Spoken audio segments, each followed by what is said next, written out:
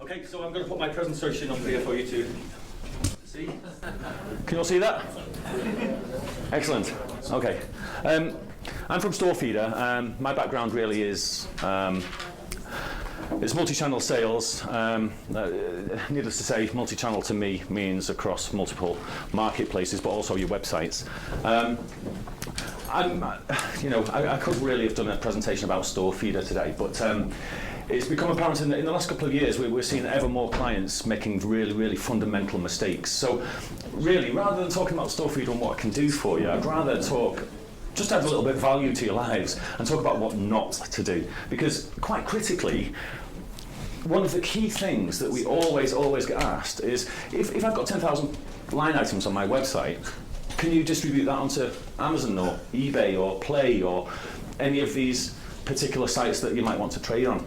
And the answer is yeah, I can do that for people, but I think one of the key things that I really want to highlight to you all is, and it sort of touches on the profitability thing that Deepak was talking about, is that if you list 10,000 line items on your website, it's going to cost you nothing.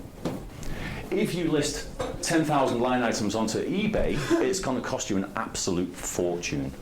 So, my first and the biggest piece of advice I can give to absolutely anybody is, when you're doing your analysis, do a test trade on different types of items, because there is a universal maxim that says 80% of your revenue is going to come from 20% of your stock. So when a client approaches me and says, can you? I say, yes, of course I can. Would you advise that you do that? Absolutely not, because the maxim applies in the real world, i.e. in the high street and on your website, but equally that applies to Amazon and eBay. Now you bear in mind, if you're making a nice healthy profit on the first 30% of everything that you sell, i.e. your run rate items, the popular items to the marketplace, those items where you see 80% of your revenue, if you continue then to supply the rest of your inventory into eBay and the various costs associated with doing so, you are going to eat into the margins that you make on the top 30%. And it's amazing. There will be people in this room that are at director level, they're running businesses, they've got staff below them. I encourage you, if you're at that level, tell your staff about it, because they're employing managers to do eBay or Amazon, and what they're doing is listing their entire inventory, and they're coming to us later on and asking why they don't make a profit. So when we do the analysis, simple things, simple things. They've got an anchor store costing £400 a month. Well, why are we still not making a profit? Well, firstly, because your £400 a month eats into your profits, but secondly, simple things like they've chosen to put all the enhancements on, like extra pictures or subtitles or that type of thing. And that eats so heavily into the profit lines that what they'll do is they'll come to us and say, can you help us make a profit? Because our current provider can't do it, and the provider before couldn't do it, and the provider before that couldn't do it. And one thing that they've not done is planned. They've not done a test trade. They thought that their 100% inventory of 10,000 items is going to yield them success. The reason I chose to talk about this today was because a lot of you will be thinking about dropshipping, about feeds from your suppliers, about the methodologies that didn't exist 2, 3, 4 years ago. And the encouragement that the suppliers will give you will be quite simple. Here's 10,000 line items, why don't you list them there? And why don't you list them there? Because we make it easy for you to sell our product. Bullshit. If you get that 10,000 line item feed and you throw it straight into eBay, you're going to fail. It's as simple as that. I would encourage any of you that are unsure about where the math sits, just to do a little test trade on each of the environments that you intend to sell on. Your run rate items will clearly sell. I think that it's a no-brainer. If it sells on your website, if it's popular in the marketplace, then yes, your top 20% will absolutely sell. But before you then start going to 30% and 40% and 50%, you have to think, is that product going to be profitable? Because it's only profit that is going to see you successful in business. The unfortunate thing is, I've seen 5,000, 6,000 businesses in my time that have been successful on eBay that I've had personal involvement with. But equally, I've probably seen 1,000 that failed. And you have to think that, eBay is a great opportunity for you to take those 10,000 line items and to throw in, if you're sure that the bottom 70% will sell. But we're clear that the market itself will suggest that actually 80% of your revenue comes from 20% of your product. My view is actually more like 30 and 70. But, it depends on what you're selling. And this math might not apply to you. So my encouragement to you would be, think about what Deepak said. You've got 7.9% there that's eating into your margins. And my assertion is that if you're not careful, then those 70% will be by wiping out all of the profit that you're making on the top 30%, and you will fail. So I don't want to be the harbinger of doom, but it's good advice, and it's advice based on thousands of conversations that I've had. Your eBay consultants, Liz and Jane, they'll tell you exactly the same thing. It's all well and good saying that you've got a brilliant product for eBay, but you have to look at the popularity of that product. Use tools like, Terapeak and good quality tools like that. Speak to your eBay consultants before you go selling on eBay, because you might be selling on your website now and wish to go multi-channel, but the truth is, it's not right for everybody. Or if you do want to go to multi-channel, make sure that you're choosing your top 20 or 30% of your products before you do, and then move out from there in a slow and measured fashion. My second point is something that, again, Deepak touched on. He said, well, it cost you £7, £2,500, £3,000, but we've not accounted for the time in that. Well, Jesus, what sort of business doesn't account for time? Again, those very same people that are failing are the people that have not accounted for the time. Simple stuff like that. Oh, well, we made 30 grand last year. Did you? Okay, what did you pay yourself? Oh, no, I didn't pay myself. Well, you know what? You're going to have to account for time as a business expense. So profitability doesn't come from having a great idea. It comes from having great planning, great research into your product, and at the end of the day, a math that says that's where the profit sits. If you're not accounting for time, and you're not accounting for, well, any other sort of what you would call sundry expenses, the cost of running your offices, the cost of your lighting, your heating, whatever it is, it all needs to be accounted for. You speak to any accountant about running your business and he'll tell you that from the start. But people forget. I've got clients there and they're making a healthy profit, but they're still not paying themselves because they think their time investment in the business is free of charge, but it's not. So I guess what I'm trying to encourage you to do is think about profitability in a more structured and measured approach. Some of you will already be doing this, so pardon me if I'm teaching you to suck eggs.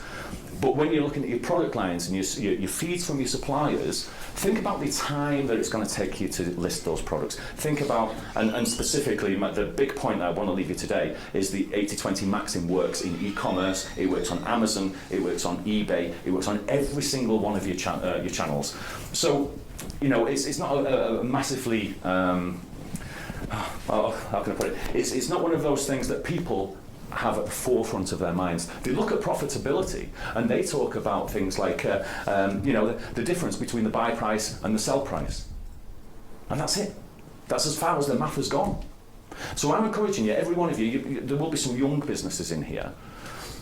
Account for everything. Account for your time, account for the effort, the shipping.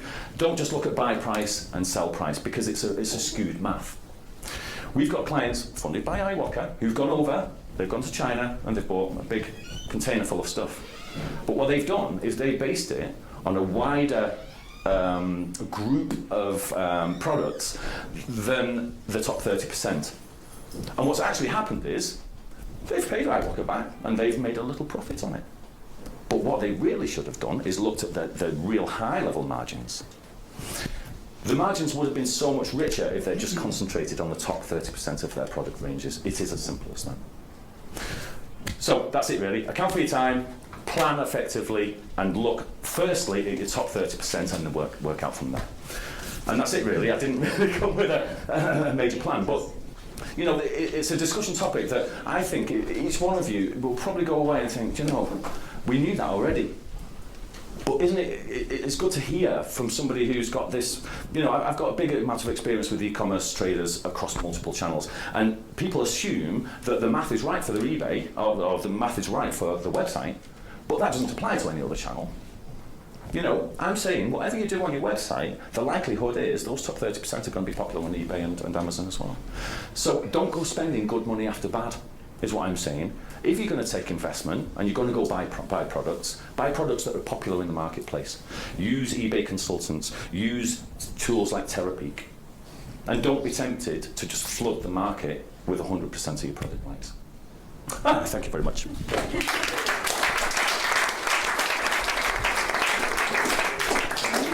Questions at all? Questions?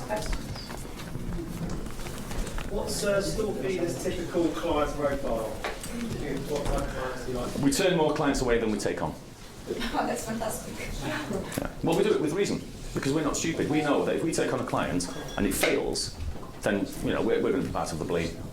So we always look at our clients and say, well, we do the math for them a lot of the time.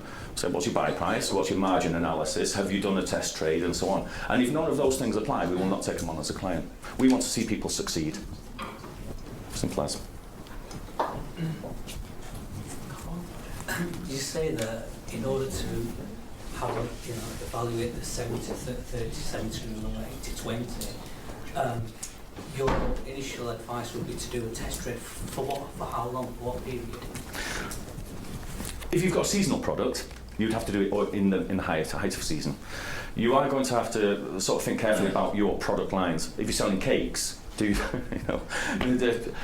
suppose cakes is a bad example. If you're selling underwear or swimwear, for example, you do your test trade May, June, July, August. Yeah. An ideal test trade would go over a full year, really.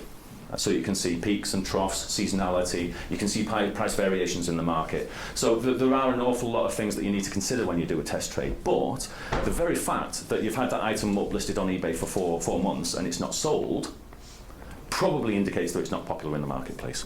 Some people will have their entire listings up there, 10,000 of the buggers, but they'll sell one out of the bottom 4 or 10, 20, 30%. And they think because they've got the one sale that governs or warrants the investment in having those items there. Or it helps the stature of the business grow. We've got 10,000 items listed on eBay. eBay will love you forever. But eBay don't care about your business. Yeah, what eBay they want your cash. So ultimately, the test trade is there to at least be sure in your mind that it's popular in the marketplace. Now, on your top 20, 30%, test trading is not necessary because you know it's popular in the marketplace. What I suggest you do with a test trade is start, once you've built your top 30% on whichever channels you're going to do, then start moving out by 2 or 3% at a time and go down until the point where it stops selling. So it might be, in your case, it could be 50% of your product line is attractive to market. And the rest is costing you to have on the site. So just don't put them on the site. So my advice is not necessarily about length of time, although I do understand why you ask. I think that's just governed by seasonality of the type of product. But what I would say is start at your top and then incrementally go down. Don't just throw 10, 20% extra on there. You've got to consider that because those 20% can cost you that much on those platforms to have on there that actually wipes out anything that you've made on the top 30% of your sales. I think not only that, Carl, as well, those bottom ones, like you say, that if they do sell and the customer returns them, suddenly you've got a return on a dead dog. Bang on, dead dog is exactly what it is. And it is absolutely that. You then sat with a product that may be wrong size, wrong item, wrong colour, whatever, but you've got, like you said, you've got to have the heart to cull everything. You do. You can't a part of running a successful company is knowing where to stop doing certain things and to continue doing the things that you're doing well. Yeah, everyone's got plans to grow that big. The truth is, most people don't because they make fundamental mistakes while they're trying to do so. If you plan, you've got no problem. The difficulty is though, everybody else is still selling that product. If you get what I mean. So that just adds weight to my argument because what you're doing is you're flooding the market with the same Me Too products as everyone else, and when they're not popular, they get even less popular because of that. One question. You don't know if something's going to sell until you put it on. Yes. Test trade. Yeah. So what is test trade? Put an item on, see if it sells. If it does, happy days. If it's not, crap. The only cost as well is the cost of listing it. So once you've listed it, you might as well stay on there. Well, 10,000 times 40p or whatever you're choosing, you know, it's a fair old cost. And You don't know that particular item. You don't know. You're saying test trade it, but once it's on, you paid that money, so you might as well stay on. that's true. I mean, you could put a number of sort of sample products from a set of products, test them. If none of them sell, then you know that set is likely not to sell. Well, this is where therapy comes in then. Because Bang on, absolutely. Do your research. You can see what's sold without even putting it on as a test trade if you wish. You have to pick your nearest 2, 3, 4 competitors, see what they're selling, and there's a pattern that starts. There is a pattern, absolutely. And you'll notice the successful sellers on eBay are not the ones that list tens of thousands of line items of inventory. Become a specialist in your field, sell your top 30, but sell it well, and you'll do much better than if you're selling 100% of your product line. Do you think the post has got a lot to do with it, i.e. the speed of the post, the delivery of the item to the customer? Do you think it's much better to No, I send mean, first that's class up next to year your... and earn a smaller profit than sending in second class orders? Well, again, that part of a test trade is multivariance testing. So what you do is you put one at one price, one at the next price, and if it's selling in the medium price, that's the price you choose. But the same applies to postage. Somebody can do with free postage, somebody can charge for your postage at a cheap rate, somebody can charge full whack and reduce the price of the item. And again, test trading is all about that. It's trying different variations of things so that you can see where your product line fits. How do you do that though? Because eBay will only allow you to list one item. So if you can't list the 3 items with 3 different posts. No, you can list it 3 different ways in over 3 different months, possibly. Or, as lots of us know, you could actually just change the title and the description a little bit. You're not allowed to do that. The lady there, would you want to ask a question? I sell on all 4 channels there, okay? So you're basically saying, like on the website, if your top 20, put them on eBay, put them on Amazon, take a hit, and then... But to me, it's the other way around, like if you're not selling on your website, Amazon and eBay are the place to get rid. Asset disposal is something that I think, I mean, you are right, but you're probably having to devalue the product to do so. But if you've got stock, like when I take in a new item of stock, I'll take every colour. I know myself what ones are probably going to be the best sellers, and then the ones and therefore you choose to keep those on your website. So you bring them in. So you bring it in all colours. Yeah. But there's always 1 or 2 that don't sell. So to me, because you're reaching a bigger footfall, of course. You've got to go where the other channels to sell it. But they're not your main line items, and you're certainly not flooding the market with them. You're using it as an asset disposal route, really, at that point. The proof of the pudding is always in the testing. I would encourage everybody, whether you're sort of senior, just starting out, the test trade is absolutely critical. And the 80-20 maximum definitely works. But you don't bring them back in again. Yeah, but do them items sell cheaper, the ones that don't sell, on eBay than they actually do on your web, or the ones that do sell? But they don't sell anyway. How are you going to get rid of the stock? Yeah, so it's like distress selling them then. You've got to make, if you... So look at the model on eBay at the moment. So you've got people giving 30-40% off list price, like people like Superdry. But that's your big brands. Do you know what I mean? Like if you're buying in stock, you don't know how it's going to. You don't know if it's going to sell. You technically can do what you can do, but if you're bringing in a new item, I tend to bring it in all the colour range, but I know kind of like what's going to be best seller. So I bring in more. Well, that's right. You don't that's know right. really. You don't know. Many If your people. website doesn't sell it, which is where you get your information from. Got to go eBay and Amazon. Well, that's right. So I've worked with a lot of big corporates on eBay. They've always used eBay as an asset disposal route, so for returns, for seconds, that type of thing. As time has gone on, they've realised that actually eBay is a place where we can stick new, top, popular line items. I'll do that as well, but... So, I think it's a good mix generally, I feel. If you've got your top 30% and then your asset disposal at the bottom, there's no harm in that, because you're going to have to asset dispose So how are you anyway. going to sell the bit? How are you going to sell the bit in between? Like you're saying you don't. Well, the bit in between is top worthless, isn't it? In your bottom. Well, what do you do with it then? You're sitting on Well, you top. just don't supply it. Somebody else will supply it at a price that is supported by their business model. But most people's will not support that degradation in price over the purchase price. Do you know what I mean? What I'm saying is, if you need to dispose of something at the bottom, you can do. But ideally, you would want the retail price for that. And the best way to do that is either sell it on your website or only put it on eBay when you know there's a market there for it. So, for example, with seasonal products and so on. To me, that's one of your websites correctly SEO'd and your website is your biggest seller. It should be. You should always concentrate really on the place that costs you least to sell. Yeah. You know, from an SEO perspective, I know a lot about SEO, and it's not always the best way to do it. Sometimes it's better just to pay eBay the 10% and happy days, because your footfall is so much bigger. So, you know, I understand that what I've said doesn't fit every model, but I am advising a bit of caution, because businesses fail as quick as they start up. And, you know, it's easy to sort of say, well, you know, I've got this buy price and this sell price, and just keep it to simple math like that.